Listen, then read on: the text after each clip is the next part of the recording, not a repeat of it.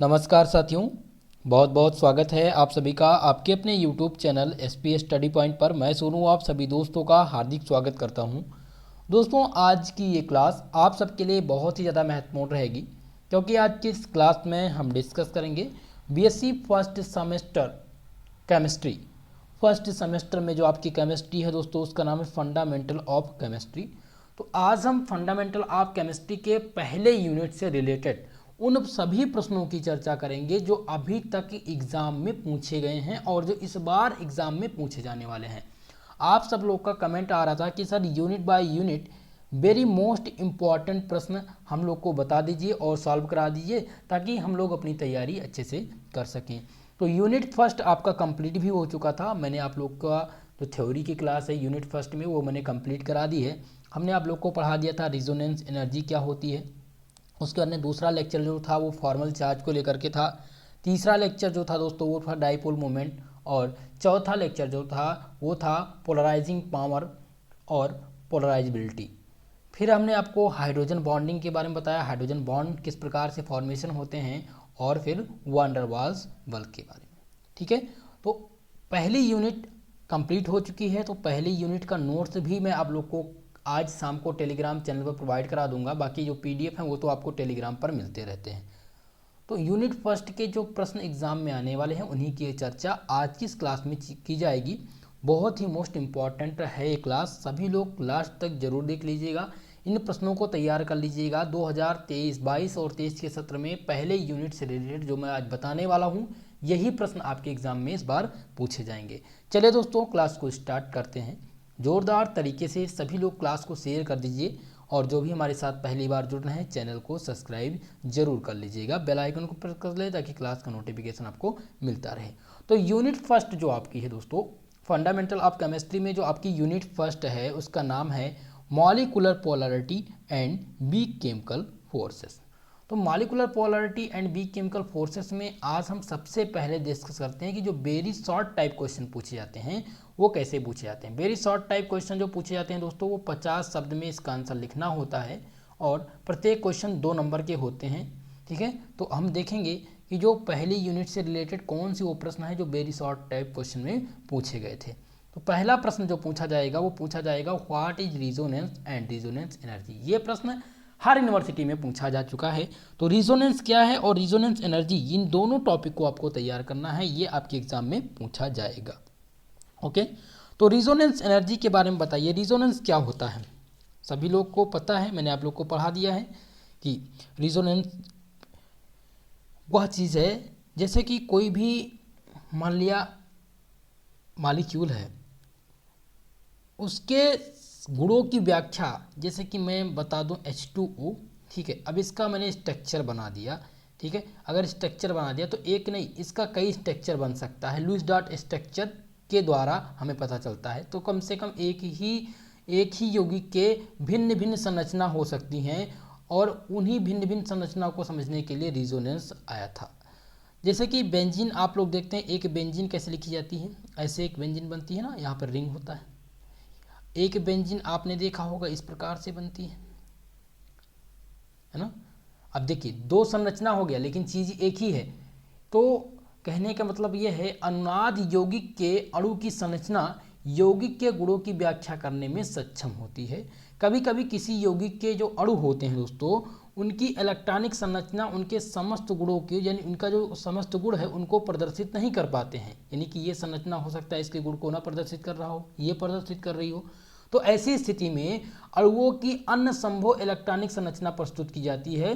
ठीक है, तो ये जो अणु संरचना होती है वो ये वास्तविक संरचना नहीं होती है। तो इन्हीं संरचना को ज्ञात करने के लिए हम क्या करते हैं, रिजोनेंस का प्रयोग करते हैं। तो रिजोनेंस इसी को कहते हैं। ठीक है, और रिजोनेंस एनर्जी अगर पूछा जाए ऊर्जा क्या है, तो आप ऊर्जा बता सकते हैं। मैंने आप लोग को बता दिया था कि अनुनाद में योगदान करने वाली संरचना में सबसे कम ऊर्जा वाली संरचना, अर्थात जैसे कि आप कह सकते हैं कि जो सबसे अस्थायी संरचना और ऊर्जा और वास्तविक अणु या आयन अर्थात अनुनाद संकर की जो ऊर्जा का अंतर अनुनाद है, उसी को क्या कहते हैं, रिजोनेंस एनर्जी कहते हैं। तो इसका मैं कंप्लीट पीडीएफ भी दे दूंगा, तो वहाँ से आप लोग देख लीजिएगा। जिनको रिजोनेंस नहीं पता है वो लोग जा करके एक बार थ्योरी की क्लास अवश्य देख लें, आपकी समझ में आ जाएगा। ओके, बहुत ही अच्छे से हमने डिफाइन कर दिया, बहुत ही अच्छे से बता दिया था वो टॉपिक को, देख लीजिएगा। क्वेश्चन नंबर अब हम 2 देखते हैं। प्रश्न नंबर 2 जो शॉर्ट टाइम में पूछा जाएगा, why H2O is a liquid. क्यों H2O जो है वो लिक्विड है, लेकिन इसी के कंपैरिजन में H2S गैस है, इसका क्या कारण है ये आपको बताना है। इसका क्या कारण है दोस्तों, जो H2O है वो गैस है, वो लिक्विड है, लेकिन H2S क्यों गैस है। दोस्तों जो H2O है यानी कि water is a liquid, water is a liquid whereas H2S is gas. This is due to fact of account of high electronegativity. ये हाई H2O के पास क्या होती है दोस्तों, इसके पास क्या है, इलेक्ट्रोनेगेटिविटी है या नहीं, इसके पास इलेक्ट्रोनेगेटिविटी है या नहीं, कमेंट करके जल्दी से बताइए सभी लोग। ठीक है, इस प्रश्न को यहीं पर समझना है दोस्तों, H2O क्यों लिक्विड है और H2S गैस क्यों है। तो ये इसलिए है दोस्तों, this is due to the fact of an account of high electronegativity and small atomic size of oxygen. ठीक है, यानी कि हाई इलेक्ट्रोनेगेटिविटी, ऑक्सीजन के पास क्या है, अधिक इलेक्ट्रोनेगेटिविटी है और इसके पास स्मॉल एटॉमिक साइज है, इसी कारण जो H2O है वो लिक्विड है और H2S क्या है, गैस है। ओके, तो ये आप लिख सकते हैं। क्वेश्चन नंबर 3 है कि out of the given molecule which of them will have zero dipole moment. आपको बताना है, दिया गया है कि इन सभी में से किसके पास जीरो डाइपोल मोमेंट होगा। CO2 कार्बन डाइऑक्साइड कैसे बनता है भैया, जल्दी से आप लोग बता दीजिए। अब आपको बताना है कि क्या इसके पास जीरो डाइपोल मोमेंट होगा, इसके पास डेल प्लस आएगा, यहाँ पर डेल माइनस, क्या इसका डाइपोल मोमेंट जीरो होगा, बिल्कुल होगा। आप देख रहे हैं कि जो इलेक्ट्रोनेगेटिविटी का डिफरेंस है वो इधर आ रहा है, इलेक्ट्रोनेगेटिविटी का डिफरेंस क्या है, अब यहाँ पर प्लस माइनस माइनस से कैंसिल हो रहे हैं, इसका डाइपोल मोमेंट कितना आ रहा है, जीरो आ रहा है। डाइपोल मोमेंट निकालना मैंने आप लोग को बता दिया है, तो बहुत ही अच्छे से इस प्रश्न को देख लीजिए, हर एग्जाम में हर यूनिवर्सिटी में ये प्रश्न पूछा गया है। अब दूसरा देखिए तो CH4 मीथेन को देख लेते हैं, CH4। अब देखिए हाइड्रोजन है यहाँ पर और ये C कार्बन। अब बताइए जो CH4 है इसका डाइपोल मोमेंट जीरो आएगा या नहीं, क्या ये पोलर है या नॉन पोलर, सभी लोग कमेंट करके बताइएगा। CH4 का डाइपोल मोमेंट क्या होगा और ये पोलर है या नॉन पोलर मॉलिक्यूल है। दोस्तों आप लोगों को मैं बता दूं कि सबसे मोस्ट इम्पॉर्टेंट जो है आपके चैप्टर में वो है पहला फॉर्मल चार्ज, दूसरा है हाइड्रोजन बॉन्डिंग, तीसरा है जो सबसे मोस्ट इम्पॉर्टेंट है दोस्तों ऑब्जेक्टिव और रिटर्न दोनों पैटर्न के छात्र छात्राओं के लिए, डाइपोल मोमेंट और पोलर एंड नॉन पोलर। कैसे आपको पता चलेगा कि NH4 यानी CH4 की ज्योमेट्री क्या होगी, SO2 की ज्योमेट्री क्या होगी, तो ये सबको जानने के लिए आपको डाइपोल मोमेंट का टॉपिक देखना होगा, जो मैंने आप लोग को बहुत ही अच्छे से बता रखा है, वो आप लोग देख लीजिएगा, पूरा का पूरा बेसिक से है दोस्तों, उसको आप देख लीजिए, प्लेलिस्ट दी गई है, ठीक है, प्लेलिस्ट में जा करके और वो वीडियो देख लीजिए। चलिए क्वेश्चन नंबर 4 है, इसी टाइप से क्वेश्चन पूछ लेगा दोस्तों, ध्यान रखिएगा, डाइपोल मोमेंट निकालने के लिए पूछे जाएगा, चाहे वो ऑब्जेक्टिव हो चाहे वो रिटर्न पैटर्न पर एग्जाम आपका हो, आएगा प्रश्न। ठीक है, क्वेश्चन नंबर 4 है, what is formal charge. Formal charge क्या होता है, calculate the formal charge at CH4 and NH3। औपचारिक आवेश इसे कहते हैं हिंदी में, फॉर्मल चार्ज को क्या कहते हैं दोस्तों, औपचारिक आवेश कहते हैं। तो औपचारिक आवेश निकालने के लिए आता है, मैंने इसका फॉर्मूला भी बता दिया है, बहुत ही आसान भाषा में मैंने समझा रखा है। ठीक है, तो आप लोग उस क्लास को, फॉर्मल चार्ज वाली क्लास पूरा का पूरा देख लीजिएगा, सेकंड लेक्चर है दोस्तों। ओके, समझ में आपके आ जाएगा। तीसरी बात, पोलराइजिंग पावर। पोलराइजिंग पावर आता है डिक्रीजिंग और इंक्रीजिंग ऑर्डर में बताने के लिए, तो वो भी मैंने आप लोग को बता दिया, पोलराइजिंग पावर का क्लास आप लोग जरूर देख लीजिएगा। चलिए अब इतने ही प्रश्न आपके जो शॉर्ट में बनेंगे, 4 प्रश्न मैंने दिए हैं, यही शॉर्ट में आएगा, इससे अलग और कोई प्रश्न नहीं पूछा जाएगा। ठीक है, चलिए अब हम लॉन्ग प्रश्नों की बात करते हैं कि लॉन्ग और शॉर्ट टाइप, यानी अब लॉन्ग और शॉर्ट क्या है। शॉर्ट में दोस्तों वो प्रश्न पूछे जाते हैं जिनकी शब्द सीमा 200 शब्द होती है। 200 शब्द में इसका आंसर लिखना होता है। 7 नंबर का प्रत्येक प्रश्न, और किसी किसी यूनिवर्सिटी में 5 नंबर का होता है। यही प्रश्न लॉन्ग में अगर पूछ लिया जाएगा तो इसके लिए 10 नंबर मिलेगा, और इसका आंसर आपको 500 शब्दों में लिखना होगा। तो ये आपके शॉर्ट और लॉन्ग दोनों में पूछा जा सकता है, इसलिए मैंने शॉर्ट और लॉन्ग करके आप लोग को दिया है। ठीक है, तो शॉर्ट और लॉन्ग क्वेश्चन। पहला जो प्रश्न बनेगा what is Fazan rule. Fazan का नियम क्या है, एक्सप्लेन विद एग्जाम्पल। देखो फजान का नियम क्या है दोस्तों, बहुत ही अच्छे से 3 क्लास मैंने दी है फजान के रूल पर। पोलराइजेशन पहला दिन पढ़ाया था, फिर पोलराइजिंग पावर एंड पोलराइजेबिलिटी, उसके बाद में आपकी जो क्लास हुई थी वो फॉर्मल चार्ज। 3 क्लास हैं, ये 3 क्लास बहुत ही महत्वपूर्ण है। और फजान का रूल, तो फजान का रूल आखिर में बताता क्या है, सबसे पहले ये जान लीजिए। फजान का नियम ये कहता है कि कोई भी मॉलिक्यूल हो, ठीक है, वो 100% आयनिक नहीं होता है। वो 100% आयनिक नहीं होता है, इसमें कुछ कोवैलेंट करैक्टर पाए जाते हैं। इसमें क्या पाए जाते हैं, कुछ कोवैलेंट करैक्टर पाए जाते हैं। तो यही आपका फजान का रूल बताता है कि कितना जो ये आयनिक करैक्टर हैं 100% आयनिक नहीं होते, तो इसमें कोवैलेंट करैक्टर कैसे पाया जाएगा, कैसे इलेक्ट्रोनेगेटिविटी के डिफरेंस होगा, इलेक्ट्रॉन घनत्व कैसे बढ़ेगा, इलेक्ट्रॉन मेघ कैसे एक दूसरे में अट्रैक्ट करेगा, और वहाँ पर बॉन्ड पार्शियली कोवैलेंट होगा। ठीक है, तो फजान का जो रूल है वो determination of percentage of ionic character, दूसरी बात determination of shape of molecule, और difference between CO2 and SO2। दोस्तों फजान के नियम के द्वारा हमें इसके 2 एप्लीकेशन बहुत ही मुख्य एप्लीकेशन है। पहला एप्लीकेशन है determination of percentage of ionic character, यानी प्रतिशत आयनिक लक्षण का निर्धारण किस प्रकार से होगा कि कोई भी बॉन्ड आयनिक है तो वो कितना % आयनिक है, ये फजान का नियम बताता है। दूसरा बताता है अणुओं की आकृति का निर्धारण, ये अणुओं की आकृति का निर्धारण भी करता है। ठीक है, तो ये 2 एप्लीकेशन है, बाकी आप लोग क्लास इसको देख लीजिएगा, मोस्ट इंपॉर्टेंट है। चलिए नेक्स्ट देखते हैं। क्वेश्चन नंबर 2 जो पूछा जाएगा वो हाइड्रोजन बॉन्ड पूछा जाएगा। What are hydrogen bond, explain its type, discuss the effect of hydrogen bonding on the physical properties.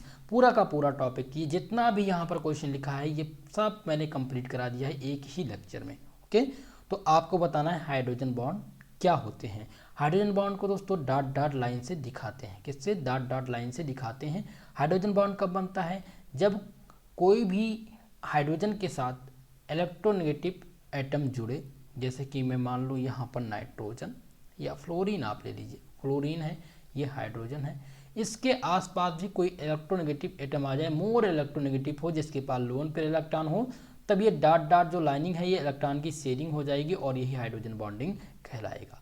तो हाइड्रोजन बॉन्डिंग मैंने अच्छे से बता दिया है, वो आप लोग हाइड्रोजन बॉन्डिंग देख लीजिएगा। तो आपको बताना है हाइड्रोजन बॉन्ड क्या होता है। उसके बाद में आपको बताना है इसके प्रकार। तो हाइड्रोजन बॉन्ड कितने प्रकार के होते हैं दोस्तों, 2 प्रकार के होते हैं। कौन कौन से होते हैं हाइड्रोजन बॉन्ड, जल्दी से बताइए आप सभी लोग।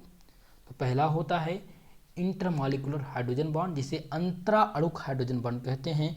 और दूसरा जो बॉन्ड है दोस्तों, दूसरा जो बंध है वो इंटरमॉलिक्यूलर हाइड्रोजन बॉन्ड है, जिसे अंतर अणुक हाइड्रोजन बंध कहते हैं।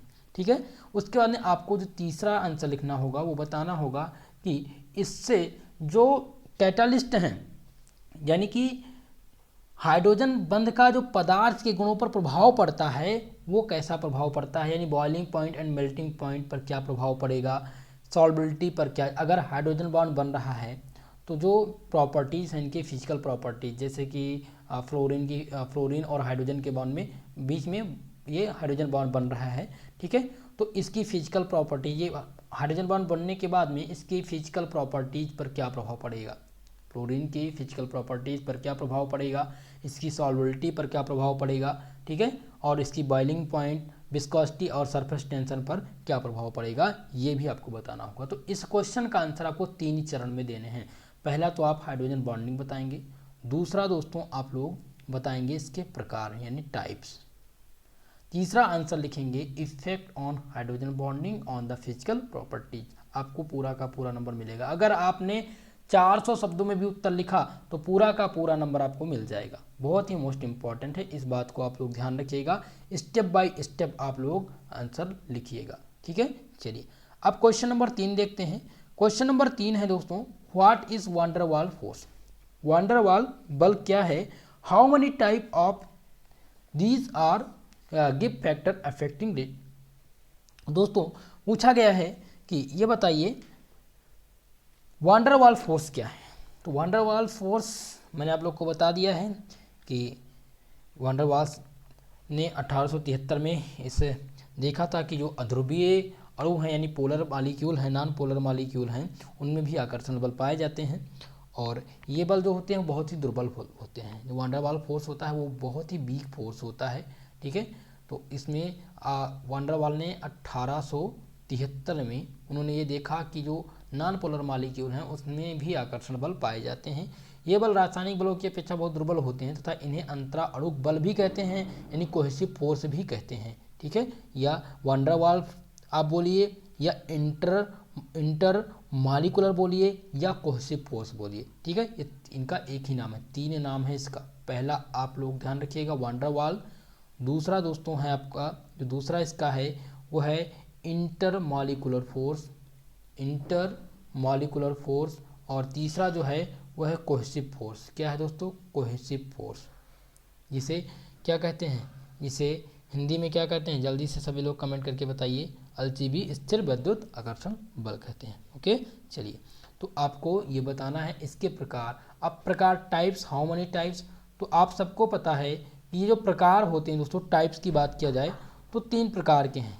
ये बल कितने प्रकार के हैं, 3 प्रकार के हैं। आप कह सकते हैं डाइपोल डाइपोल इंटरेक्शन, आप कह सकते हैं डाइपोल इंडक्शन डाइपोल इंटरेक्शन, और या आप प्रेरित द्विध्रुव प्रकार के बल, ठीक है, ये आप बोल सकते हैं। तो इतना लिखने के बाद में आपको इसको प्रभावित करने वाले जो कारक हैं उनको भी लिखना होगा। तो ये मोस्ट इंपॉर्टेंट है इस प्रश्न में, ये हर यूनिवर्सिटी में पूछा गया है। क्वेश्चन नंबर 4 है दोस्तों dipole moment and its application. Question पूछ लेता है कि what are dipole moment, right its application. तो एप्लीकेशन आप क्या लिखेंगे, डाइपोल मोमेंट की एप्लीकेशन। डाइपोल मोमेंट की एप्लीकेशन आप लोग को पता होनी चाहिए। डाइपोल मोमेंट का पूरा टॉपिक देख लीजिएगा, किस प्रकार से किस फार्मूले पर हम डाइपोल मोमेंट निकालते हैं, ओके। तो अब डाइपोल मोमेंट से सहमत हो गए आप लोग। मुझे लगता है जितने लोग भी हमारे साथ जुड़े होंगे, अगर मेरी क्लास देखे होंगे तो डाइपोल मोमेंट निकालना उन्हें आना चाहिए। क्वेश्चन नंबर 5 देखते हैं दोस्तों, write short notes on polarising power and polarisability. Polarising power and polarisability पर आपको संक्षिप्त टिप्पणी लिखनी है। हो सकता है ये क्वेश्चन ऐसे पूछ लिया जाए कि what are polarising power and polarisability, ठीक है। तो शॉर्ट नोट लिखने के लिए आ सकता है। कुल मिलाकर के आपको पोलराइजिंग पावर का टॉपिक आना चाहिए और पोलराइजेबिलिटी का भी टॉपिक आना चाहिए। दोनों मैंने आप लोग को बता रखा है। ऐसा इस जो भी मैंने प्रश्न बताए हैं इनमें से कोई ऐसा टॉपिक नहीं है जो मैंने आप लोग को पढ़ा करके कंप्लीट ना करा दिया हो। और ये सभी प्रश्न हैं जो मैं आपको लॉन्ग में बता रहा हूँ, ये हर यूनिवर्सिटी में पूछे जाएंगे। केवल और केवल मैंने 5 प्रश्न दिए हैं आपकी यूनिट से, लॉन्ग आंसर के ये 5 प्रश्न दिए हैं। अगर कोई भी स्टूडेंट इन 5 प्रश्नों को अच्छे से तैयार कर लेता है तो इससे बाहर एक भी प्रश्न आपके एग्जाम में नहीं आने हैं, ये मेरी गारंटी है। अभी तक के यही प्रश्न पूछे ही गए हैं और जो मैंने शॉर्ट में दिए हैं उन शॉर्ट प्रश्नों को भी आपको तैयार करना होगा। अगर आप ये शॉर्ट प्रश्न तैयार कर ले जाते हैं जो मैंने अभी बताया है आपको आगे, तो आपके लिए ये बहुत ही ज़्यादा लाभदायक रहेगा। अब आपकी पहली यूनिट यहीं पर कंप्लीट होती है। इसका मैं कंप्लीट नोट्स आप लोग को टेलीग्राम चैनल पर प्रोवाइड करा दूंगा, वहाँ से आपको पूरा का पूरा नोट्स मिल जाएगा। यूनिट फर्स्ट कंप्लीट, कल सेकंड यूनिट स्टार्ट होगी जिसमें हम डिस्कस करने वाले हैं ऑर्बिटल के बारे में, ओके। बाकी अगर आपका कोई डाउट है तो आप कमेंट सेशन में कमेंट कर सकते हैं, अपना क्वेश्चन आप पेस्ट करिए, आपको आंसर दिया जाएगा। साथ ही साथ दोस्तों मैं आप लोग को जल्द ही बताने वाला हूं कि कैसे कम समय में आपको अपना टॉपिक तैयार करना है, ठीक है। तो आज के लिए बस इतना ही दोस्तों, मिलते हैं नेक्स्ट वीडियो में। तब तक के लिए जय हिंद जय भारत।